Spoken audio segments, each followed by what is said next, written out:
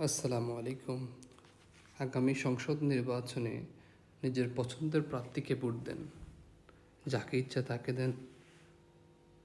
তবে আপনাকে ভোট কেন্দ্রে যেতে হবে। ভোট কেন্দ্রে যাবেন, গণভোটে হাঁয়ের পক্ষে রায় দিবেন। এ হা মানে ৭১-এর প্রকৃত চেতনার বাস্তবায়ন। হ্যাঁ মানে ৯১-এর গণতন্ত্রের পুনরুদ্ধার। হা মানে স্বৈরাচারের উৎপত্তির স্থলে বাধাগ্রস্ত করা।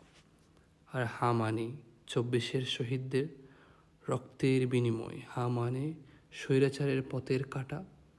হা মানে আল্লাহর দেওয়া ইনসাফ। হা মানে মুক্তি। হা মানে বাংলাদেশ।